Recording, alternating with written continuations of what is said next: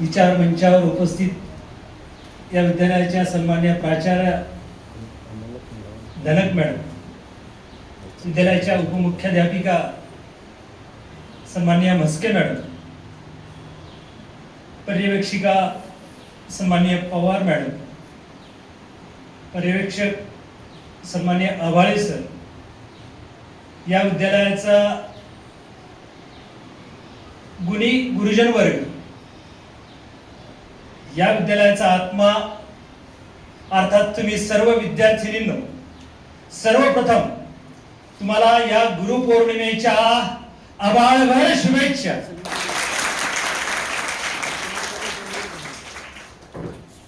जे जे आपणाशी ठावे, जे जे आपणाशी ठावे ते ते इतरांना सांगावे, शहाणे करुण सोडावे सकळ जगाने. तोची गुरु खरा, तोची गुरु खरा, आधी तयाचे चरण धरा, आधी तयाचे चरण धरा. गुरु विना न मिळे ज्ञान, गुरु विना न मिळे ज्ञान, ज्ञाना विना न होई जगी सन्मान. जीवन भवसागर तराया, चला वंदु गुरुराया, चला वंदु गुरुराया.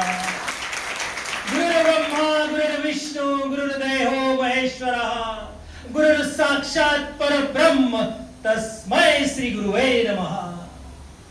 आत्ताच तुमची वर्गमैत्रीण गोरडे यांनी सांगितल्याप्रमाणे आजचा दिवस व्यास पौर्णिमा म्हणून साजरा केला जातो, आषाढ पौर्णिमा म्हणून साजरा केला जातो. त्याचप्रमाणे आजच्या दिवसाला गुरु पौर्णिमा म्हणूनही संबोधलं जातं. असा हा महर्षी व्यासांना वंदन करण्याचा मंगलमय दिवस आहे.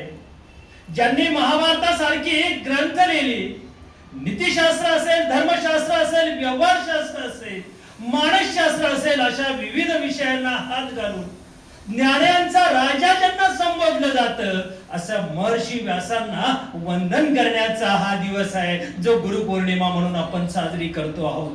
ज्ञानेश्वरीमध्ये 16व्या वर्षी ज्या वेळेला ज्ञानेश्वरांनी ज्ञानेश्वरी लिहिली, त्या ज्ञानेश्वरीमध्ये पहिलंच वाक्य आहे, व्यास विशाल बुद्धे ओम नमस्तुते व्यास विशाल बुद्धे, अशी प्रार्थना करून व्यासांना वंदन करावं असा प्रघात या ठिकाणी आपल्या भारतीय संस्कृतीमध्ये आहे. ह्या भारत देशाने आपलं एआयचं तंत्रज्ञान आहे, एआयचं युग आहे, आर्टिफिशियल इंटेलिजन्सचं युग आहे, तंत्रज्ञानाचं युग आहे, संगणकाचं युग आहे, आणि ज्याच्यावरही सगळा डामडोल उभा आहे तो 0 आणि 1 शून्य देणारा भारत देश आहे, जो आर्यभट्टांनी शून्याचा शोध लावला. नुसता शून्य देऊन भारत थांबला नाही, भारताने योग साधना जगाला दिली. योग साधना भारताने फक्त जगाला दिली नाही, तर भारताने गुरु शिष्य परंपरा सगळ्या जगाला दिली. जगाला गुरु शिष्य परंपरा देणारा भारत हा एकमेव देश आहे, आणि त्याचे आपण सगळे सुजाण नागरिक आहोत. आणि म्हणून मुलींनो, गुरुपौर्णिमा उत्सव आपण मोठ्या उत्साहामध्ये साजरा करतो. आत्ताच तुमची वर्गमैत्रीण गोरडे यांनी सांगितलं की आपल्या आयुष्यातला पहिला गुरु कोण असते, तर आपल्या आयुष्यातला पहिला गुरु आपली आई आहे.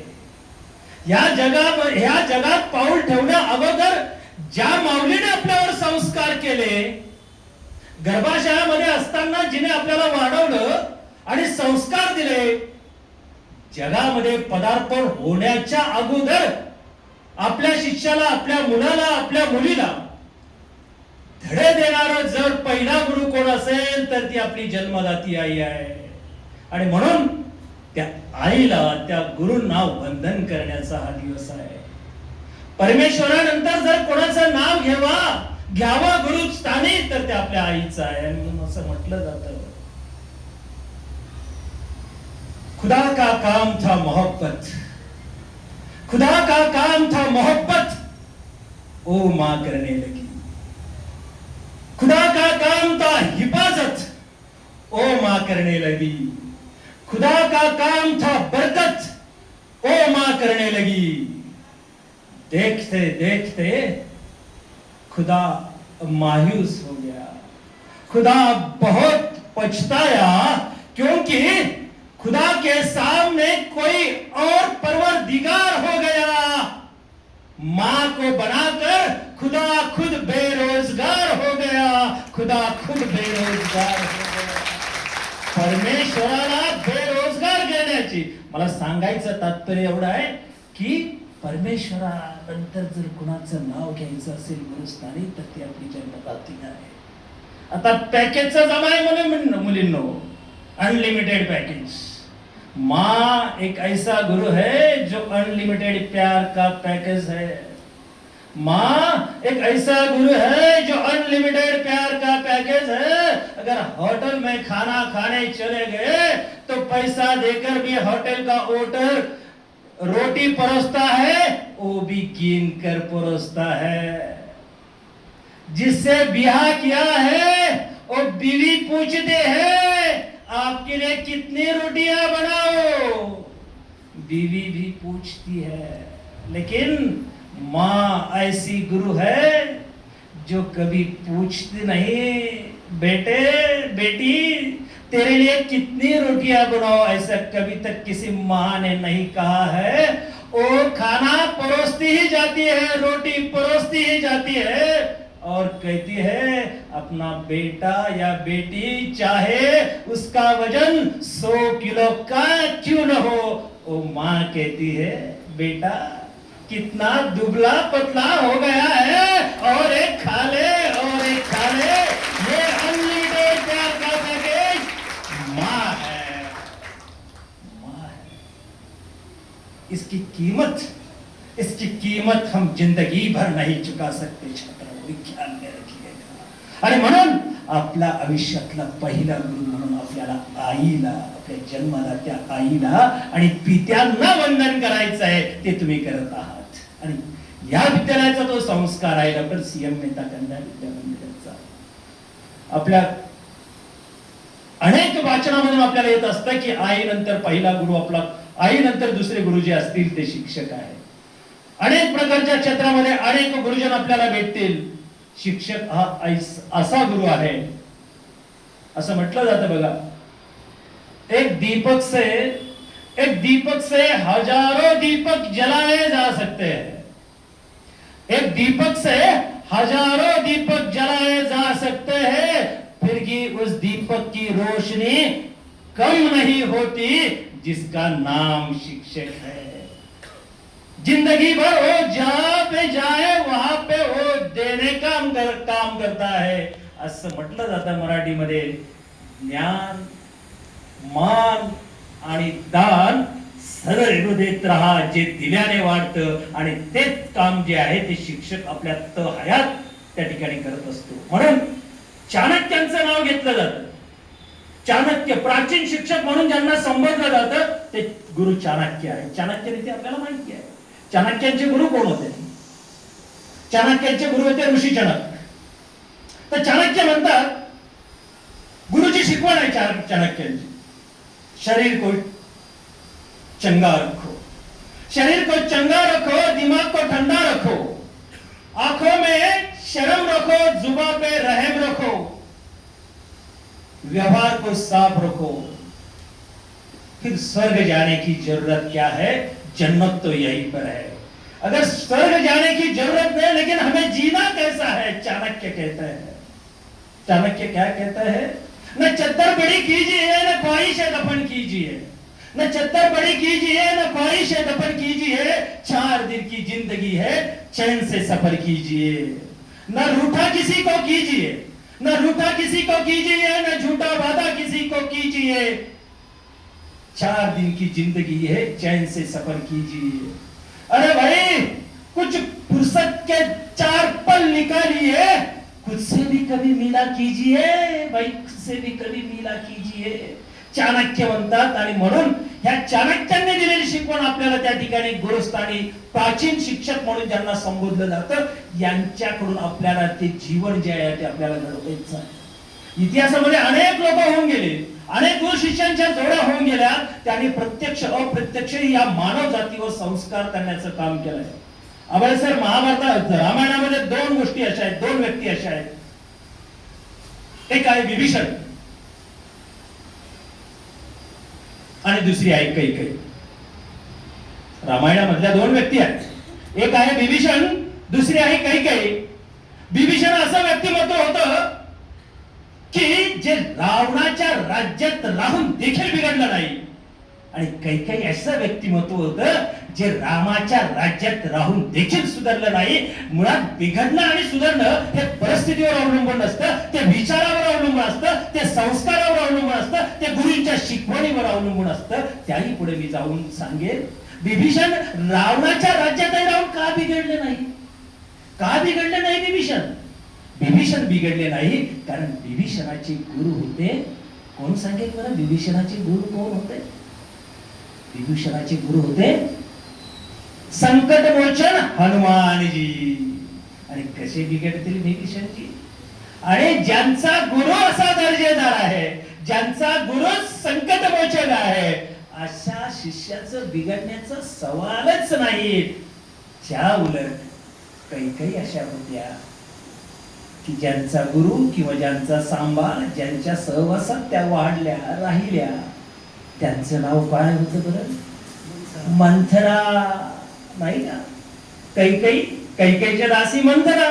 आणि म्हणून जे सानिध्य, जे गुरुस्थानी त्या ठिकाणी होतं, तर ह्या दोघांची उदाहरणं आपल्याला त्या ठिकाणी घ्यावी लागेल. म्हणून सदियों गुजर गए लेकिन, सदियों गुजर गए लेकिन आज तक किसी माँ ने अपनी बेटी का नाम कैकेयी या मंथरा नहीं रखा, क्योंकि बुरे कर्म हजारों जन्मों तक, पुरखियों तक अपना साथ नहीं छोड़ते. एक गुरु का दिया हुआ वचन है, गुरु का शिक्षण है. अशा पद्धतीच्या गुरु शिष्याच्या परंपरा आपल्या इतिहासामध्ये आहे. पौराणाचे दाखले देत असताना गुरु शिष्याची परंपरा म्हणजे तो आपल्याला अशी जपायची आहे. मी पुन्हा माझ्या मूळ मुद्द्याकडे येईल. शिक्षक आपला गुरु आहे. एक उदाहरण तुम्हाला सांगून जाईल. एक गुरुजन आहे, आपल्या शिष्यांना शिकवण्याचं ते काम करतात. सुदैवाने एक लहान भाऊ आणि एक मोठा भाऊ, ते दोघंही त्या गुरुजनांकडे शिक्षण घेण्यासाठी आलेले आहेत. आता ते दोनही भाऊ आहे, एक छोटा आहे एक मोठा आहे, आणि ते सहज आपल्या नदीमध्ये पाय सोडून बसले. नदीला फार छानपैकी पाणी वाहत आहे. पावसाळा एक अल्निनोचा जरी प्रभाव होता किंवा आहे, पाऊसही बऱ्यापैकी 8-10 दिवसापासून झाला. छानपैकी नदीमध्ये पाय सोडून बसले. तर छोटा मोठ्याला म्हणतो की तुझ्यापेक्षा माझे पाय बघ ना किती सुंदर आहे. मोठा छोट्याला म्हणतो हे तुझ्यापेक्षा माझे पाय सुंदर आहेत. दोन्ही शिष्यांचं भांडण भावांचं सुरू होतं. तो म्हणतो माझे पाय सुंदर आहे, मोठा म्हणतो माझे पाय सुंदर आहेत. अर्थातच हे भांडण जे आहे ते गुरूंच्या कोर्टात झालं, त्याच्या शिक्षकांच्या कोर्टात जातं. शिक्षकही मोठे चतुर होते, दोघांचाही प्रश्न ऐकून घेतात. छोटा म्हणतो माझे पाय सुंदर आहे, मोठा म्हणतो माझे पाय सुंदर आहे. गुरुचं न्यायदान कसं असतं याच्यावर मी बोलतो आहे. मुलीने जरा काळजीपूर्वक ऐका. आता गुरुने विचार केला, छोट्याचे पाय सुंदर म्हणावे तर मोठ्याला राग येईल, आणि मोठ्याचे पाय सुंदर म्हणावे तर छोट्याला राग येईल. गुरुंनी विचार केला आणि गुरुने उत्तर दिलं, छोटे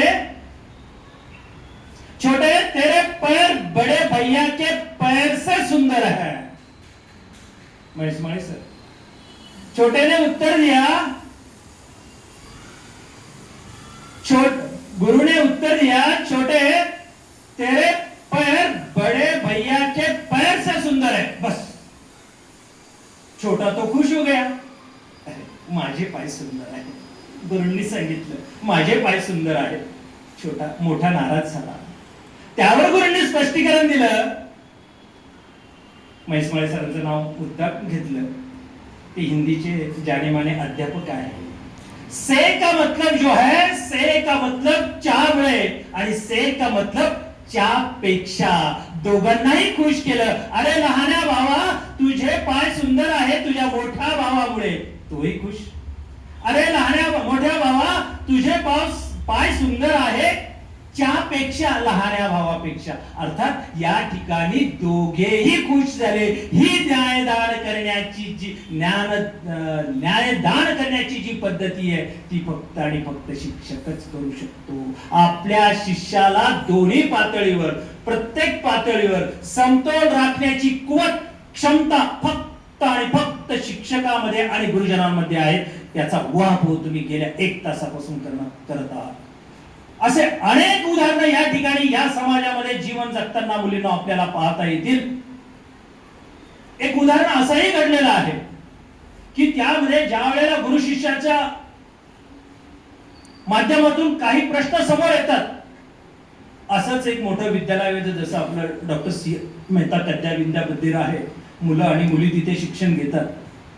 काही सवंगडी त्या ठिकाणी, काही मित्र आपले खेळण्यासाठी जातात. एकाच्या हातात छानपैकी घड्याळ आहे, दुसऱ्या मित्राला वाटतं तो ते घड्याळ त्या ठिकाणी त्या आपल्या मित्राचं चोरतो आणि आपल्या खिशात घालतो. घड्याळ तर चोरलेलं आहे आणि शोधाशोध सुरू होते, आरडाओरडा सुरू होतं, माझं घड्याळ चोरीला गेलं, माझं घड्याळ चोरीला गेलं. एक 10-15 मित्रांचा समूह शिक्षकांकडे येतात. न्यायप्रिय शिक्षक असतात, तत्वनिष्ठ शिक्षक असतात, प्रत्येक जण असतो, तेही होते. त्यांच्या कोर्टामध्ये सगळी समस्या गेली मुलींनो आणि त्यांना ती समस्या सांगितली की माझंच घड्याळ चोरीला गेलं. शिक्षक म्हणाले ठीक आहे, तुम्ही एक गोल रिंगण करून उभे राहा, गोल रिंगण करून उभे राहा, मी तुमचा घड्याळ शोधून देतो. परंतु माझी एक अट आहे, तुम्ही ज्या वेळेला गोल रिंगण करून उभे राहाल त्यावेळेला तुमच्या सर्वांचे डोळे मिटलेले असतील. विद्यार्थी म्हणाले ठीक आहे, तुम्ही म्हणाल तसं करू. सर्वांनी डोळे मिटले. शिक्षकांनी एकेकाच्या खिशामध्ये हात घालून त्यांच्या बॅग तपासण्याचं कामकाज सुरू केलं आणि ज्याने घड्याळ चोरलेलं होतं त्याच्याकडून ते घड्याळ त्यांनी मिळवलं. घड्याळ घेतलं आणि समोर आले आणि शिक्षकांनी त्या विद्यार्थ्यांना आदेश केला, मित्रहो आता डोळे उघड्या, तुमचं घड्याळ मिळालेलं आहे. आणि शिक्षकांनी ज्याचं घड्याळ होतं त्याला ते देऊन टाकलं. आता ज्याने ते घड्याळ चोरलं होतं त्याचं मात्र त्याच्या मनामध्ये घबराट निर्माण झाली. आता आपलं नाव समोर येणार ह्या अनामिक भीतीने तो व्याकुळ होत होता. त्यावेळेला मात्र शिक्षकांनी त्या विद्यार्थ्याचं नाव त्या ठिकाणी सांगितलं नाही, घोषित केलं नाही. काय झालं असतं, त्या विद्यार्थ्याचं नाव त्या ठिकाणी घोषित केलं असतं तर संबंध शाळेमध्ये तो चोर ठरला असता आणि एक चांगला विद्यार्थी, गुणी विद्यार्थी, एक उच्च पदावर पोहोचण्याची क्षमता ठेवणारा विद्यार्थी त्या छोट्याशा शिक्षकाच्या कृतीमुळे वाया गेला असता. म्हणून त्या शिक्षकांनी त्या विद्यार्थ्याचं नाव त्या ठिकाणी सांगितलं नाही. अनेक वर्ष बघतात त्यानंतर त्यावेळेला ज्याने घड्याळ चोरलं होतं तो त्या शिक्षकांना भेटण्यासाठी असाच गुरुपौर्णिमेच्या दिवशी त्यांच्या विद्यालयात जातो, त्यांच्या समोर नतमस्तक होतो आणि तो पूर्वी घडलेला इतिहास त्यांना कथन करतो. म्हणतो सर, जर कदाचित त्या दिवशी तुम्ही माझं नाव सर्व विद्यार्थ्यांना सांगितलं असतं तर मी आज या कलेक्टरच्या खुर्चीमध्ये बसलो नसतो, माझ्यामध्ये न्यूनगंड तयार झाला असता, अपमानित झाला असतो, मी माझ्या ध्येयाकडून विचलित झालो असतो. तुम्हाला आठवतंय का सर ती गोष्ट काय घडली होती ती? शिक्षक मोठे हुशार होते. ते म्हणले, मित्रा मला आठवतंय घड्याळ चोरलं होतं, कोणीतरी चोरलं होतं, परंतु तो चोर तू होता हे मला माहित नाहीये. तोही आवाज झाला, तुम्हाला कसं माहित नाही गुरु, तुम्हाला कसं माहित नाही सर? मग त्यावेळेला ते शिक्षक अतिशय नम्रपणे उत्तर देतात, म्हणतात, बाळा ज्या वेळेला तुम्ही त्यावेळेला रिंगण करून उभे होतात, घड्याळ कुणी चोरलं हे मला माहित नव्हतं, तुम्हाला डोळे मिटून घ्यायला सांगितले, त्यावेळेला मी सुद्धा माझे डोळे बंद केले होते. त्यामुळेच मी पक्षपातीपणे तुम्हाला न्याय देऊ शकतो, अन्याय देऊ शकलो आणि तुला सन्मान देऊ शकलो. हे फक्त शिक्षक आणि शिक्षकच करू शकतो. ही प्रामाणिक भावना त्या ठिकाणातून आपल्याला माहिती होते, लक्षात येते. अशी कितीतरी शिक्षक आहेत, गुरु आहेत की जे आपल्याला प्रत्यक्ष अप्रत्यक्षरित्या ज्ञानाचे धडे देण्यासाठी किंवा जीवन घडवण्यासाठी आपल्याला त्या ठिकाणी तत्पर असतात आणि त्यांची शिकवण आपल्याला प्रत्यक्षरित्या आपल्या जीवनावर एक संस्काराचे धडे त्या ठिकाणी घेऊन असतात. आणि असं म्हटलं जातं, शिक्षक और सड़के एक सरीके होते हैं, वो छात्रा को जहां पहुंचाना है वहां पहुंचा ही देते हैं, लेकिन वो खुद पर वही रहते हैं. बघा, रस्ता दाखवल्यानंतर रस्ता आपल्याला तिथे घेऊन जातो, पण रस्ता आपल्या बरोबर येतो का? तर नाही. जे आपले गुरु असतील, जे आपले शिक्षक असतील, ते मात्र तिथेच असतात आणि आपल्याला योग्य रस्ता दाखवण्याचं काम त्या ठिकाणी शिक्षक करत असतात. आणि म्हणून ह्या विद्यालयामध्ये आपल्याला योग्य रस्ता दाखवण्याचं काम ह्या माझ्या सर्व गुरुजन वर्गाकडून त्या ठिकाणी होत असतं. आता ही गुरु शिष्याची परंपरा, मी माझ्या ह्या व्याख्यानाच्या सुरुवातीला सांगितलं की जगाला गुरु शिष्याची परंपरा देणारा भारत देश आहे.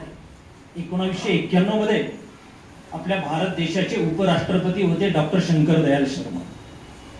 डॉक्टर शंकर दयाल शर्मा उपराष्ट्रपती असताना ओमान देशामध्ये त्या ठिकाणी त्यांचा दौरा होता. तिथे राजेशाही आहे ओमान देशामध्ये, आणि त्या देशाची अशी प्रथा आहे की कोणताही पंतप्रधान येऊ, राष्ट्रपती येऊ, एखादा दूतावास येऊ, एखादा मंत्री येऊ, राजदूत येऊ, त्याचा सन्मान करायचा नाही किंवा त्याचा आदरातिथ्य करायचं नाही, कारण त्या देशामध्ये राजेशाही आहे. हा त्या देशाचा पायंडा आहे, हा त्या देशाची प्रथा आहे, प्रघात आहे. डॉक्टर शंकर दयाल शर्मा 1991 मध्ये ओमान देशामध्ये गेले. त्यावेळेला त्यांचा राजा, हे सगळे प्रोटोकॉल त्यांचे आहेत, ते तुम्हाला अगोदर सांगितले, ते सगळे प्रोटोकॉल तोडून त्या ओमान देशाचा राजा विमानतळावर जातो गाडी घेऊन, ड्रायव्हर सोबत असतो. राष्ट्रपती, उपराष्ट्रपती शंकर दयाल शर्मा त्या ठिकाणी एअरपोर्टवर उतरतात. ओमान देशाचा राजा त्याच्या ड्रायव्हरला त्याच्या गाडीतून उतरून देतो, तो स्वतः ड्राईव्ह करतो आणि डॉक्टर शंकर दयाल शर्मा यांना घेऊन त्याच्या निवासस्थानी येतो. हे सगळं त्या राज्यातील लोक, त्या देशातील लोक पाहत होते. हा प्रोटोकॉल आपल्या देशाचा ओमान या राजाने, ओमान देशाच्या राजाने मोडलेला आहे. पत्रकार तर लगेचच तयार झाले, घेराव घातला त्या राजांना आणि प्रश्नांची सरबत्ती त्या ठिकाणी सुरू केली. आपल्या देशाचा प्रोटोकॉल आहे, तुम्ही कशा एअरपोर्टवर त्यांना घ्यायला गेले, काय कारण होते, काय तुमचा संबंध आहे, तुम्ही आपल्या देशाचा प्रोटोकॉल मोडलेला आहे, तुम्ही शिक्षेस पात्र नाही का? पत्रकार बोलायला लागले. पत्रकार सोडतात काय? हा, आता पाहिले तुम्ही मागच्या आठवड्यात काय झालं. आणि ते घेराव घातल्यानंतर ते राजे, ओमान देशाचे राजे शांत होते. ते म्हणाले, मित्र,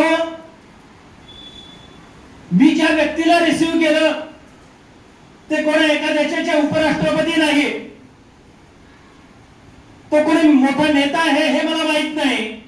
मी ज्यांना रिसीव्ह केलं ते माझे शिक्षक आहे. मी भारतात शिक्षण घेत असताना त्यांनी मला ज्ञानदान केलेलं आहे. मी माझ्या शिक्षकांनाच वंदन केलेलं आहे. मी माझ्या शिक्षकांचा स्वीकार केला आहे. 7 समुद्रापार गुरु शिष्याची परंपरा इतर देशांना देणारा भारत हा एकमेव देश आहे.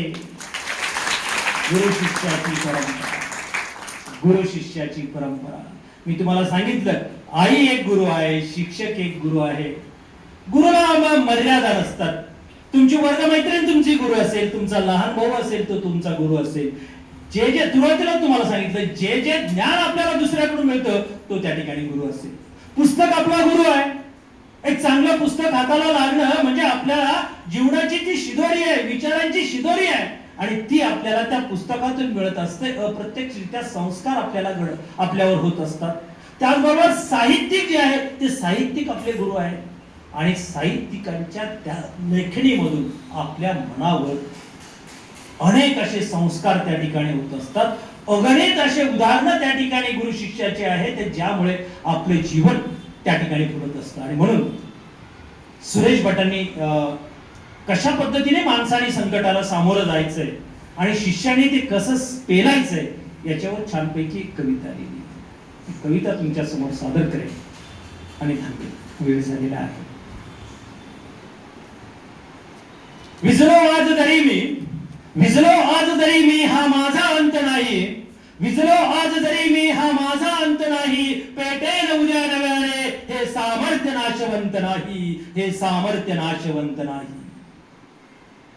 माझी झोपडी जाळण्याचे, माझी झोपडी जाळण्याचे केलेत कैक कावे, माझी झोपडी जाळण्याचे केलेत कैक कावे.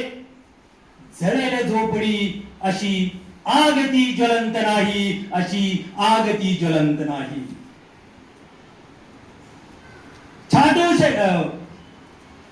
अडवू शकेल मला, अडवू शकेल मला अशी अजून भिंत नाही. आकाशात पुन्हा उडेन मी, आकाशात पुन्हा उडेन मी, हे सामर्थ्य नाशवंत नाही.